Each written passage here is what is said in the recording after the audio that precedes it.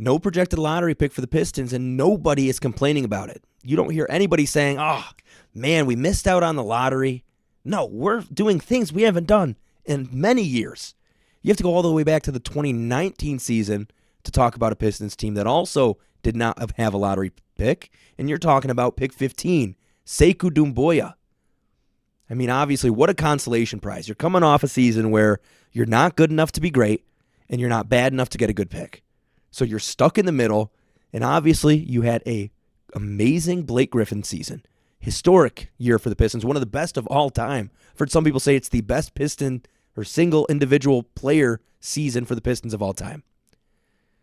You also have an aging Reggie Jackson. You also have an aging Andre Drummond. There's not a future there. So your consolation for getting swept by the Bucks is Sekou Doumbouya, like I mentioned. Dr. Doom. I thought he was going to be an absolute franchise changer. He had the dunk on Tristan Thompson. You talk about a West Coast trip. Pistons have one every year. I don't know if other teams do. Let me know if your favorite team has a West Coast trip. But the Pistons, on their West Coast trip, there was an injury. I think it was like DeMarcus Morris. And Sekou Doumbouya stepped in, and he looked great, even against a Kawhi Leonard. But then he got in the doghouse. There wasn't a lot of minutes, not a lot of opportunity. And you're talking about a guy who doesn't have work ethic. He came into the league, people thinking, oh my gosh, he's the next Giannis. Look at that frame. He's such a raw talent. But he did not have the Giannis work ethic. You're talking about a dude who during COVID, right at the start, they were talking about, okay, the team wanted him to stay in Detroit.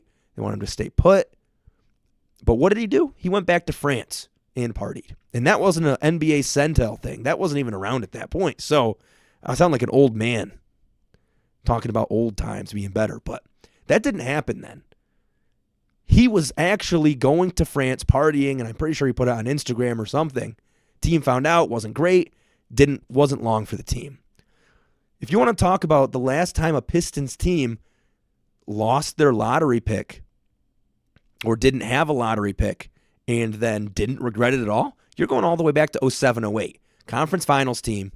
And even that year, 07-08, they got DJ White, traded him to Seattle, ended up with the, second round pick 59. Darren Washington. I can't even tell you if he played a minute for this Detroit team. And then you have 2009, which there are parallels to the 2019 season. You're talking about a team, like I said, isn't good enough to be great, but isn't bad enough to be bad to get a good pick. You ended up with the 15th pick and draft a wing. Similarities kind of end there. Two different players coming out. They didn't develop, didn't work out. Austin Day had a little bit of potential. He looked good that first year. But you're talking about that team that said, maybe if we were worse and did something earlier, we wouldn't have gotten demolished in the first round, and we could have ended up with a better talent. Luckily for the 2019 Pistons, it took a couple years, and you got Cade Cunningham, a number one pick. And when you're looking at some of these picks for the early 2010s, Brandon Knight, round one pick 8 over Kemba Walker. You have Andre Drummond, which was a good pick. KCP was a decent pick at the time. You didn't have a pick in 2014. Stanley Johnson, 1-8. Henry Ellenson, 118. Not a lottery, but then another lottery, and Luke Kennard. So that's 7 years of failed, and I think there was 1 year you didn't have a lottery pick or didn't have a first rounder, and you failed all the way up until 2017, 2018 you didn't have one, 2019 you failed, 2020 you failed. Guess you got Isaiah Stewart after the lottery, but you traded for him. Then it took all the way till 2021.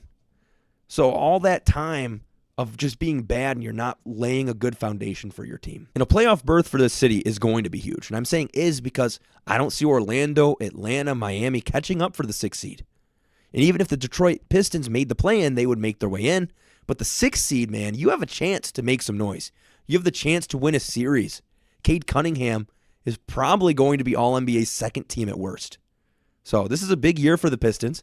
And I, along with everyone else, are so happy we are not going to have a lottery pick this year. And because we don't have a lottery pick, we're not going to have a first-round pick at all because that conveys to somebody else because it was lottery protected. Now we get all the future control of our picks, so if we want to make a move for a big guy, we can. By big guy, I mean like a star. I don't really see that happening because I think Trajan Langdon is huge with flexibility, maintaining wiggle room so you're not locked into a position like the Raptors. But we'll see what happens. We still have a long ways to go for the rest of the regular season. Go Pistons.